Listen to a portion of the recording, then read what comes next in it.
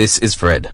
Fred decided to go to a good university, because all of his friends continued their education after high school. Now he is a master student at CBS, and he will finish his education in a year and then be ready to get a job. When Fred started at CBS, he was full of hope and energy, since he knew he had found the right education for him. He was also certain that it would be a ticket to a good future, a safe future, and a future without the uncertainty. Fred had been told that our society, we're turning into a project society. Everything had to be done on a temporary basis, and people were often moved back and forth between departments in an organization. Seen from the perspective of a regular CBS student, Fred believed that this transformation were a positive thing, since people would be able to experience different kinds of job, and they would have a lot more control over their own time, and because something new would happen all the time.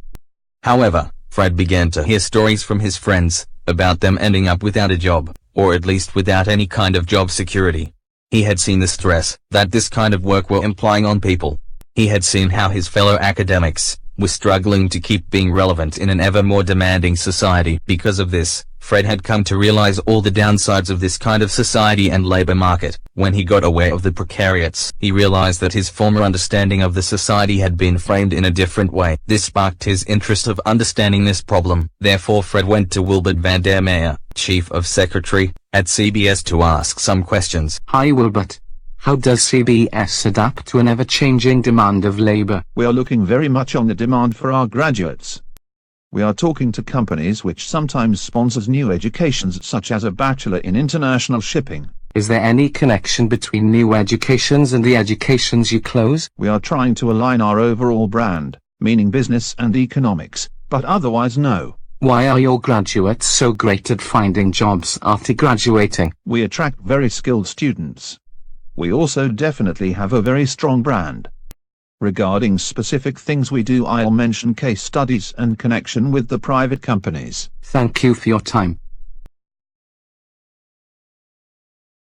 After the interview with Wilbert, Fred was curious about if CBS was a general case, or if students from other universities were in another situation. This led Fred to contact Copenhagen University, where he made an interview with Peter Bocher, manager of Department for Strategy. So Peter, how do you select which educations to offer? It is based upon the ministry's regulation. Is there any specific areas in which you introduce new educations? Basically no.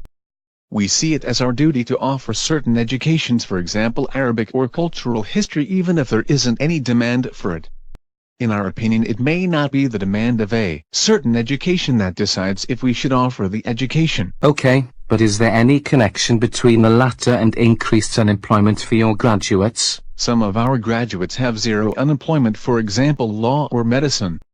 However, we are aware that some of our humanistic educations struggles more. After visiting Copenhagen University administration, Fred found some people that were facing the precariat problems. Guys, tell me something about your career paths. I have just finished my master's in art history and had been doing internship for the last 6 months.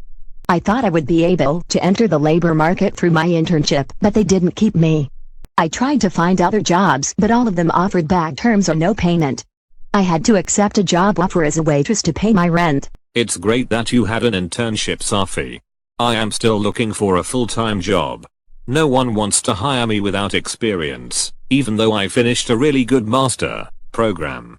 I now have to go to the job center, applying for all kinds of jobs, just in order to get my social benefit. I have a different experience. I got a job, but it's just on a 3-month basis, with the opportunity of a full-time employment. But nothing is sure. Is there anyone who could actually help you? No. After leaving the university, I felt pretty much alone with my problems. And my friends are struggling as well. Fred got really upset after hearing the stories. He wrote an email to Ministry of Employment to ask if they were aware of the problem and if they were doing anything about it. When Fred finally got a reply, he was met by the answer he feared. This has nothing to do with us. You should contact the Ministry of Industry, Business and Financial Affairs instead. Fred followed the advice but was met with a similar answer. We have some statistics from 2013 that you can see, but you should really contact the Ministry of Higher Education and Science. At this point, Fred was rather frustrated, but kept going forward in his quest of understanding the situation of the precariats. This quest is however on hold at the moment, since the Ministry of Higher Education and Science hasn't responded yet.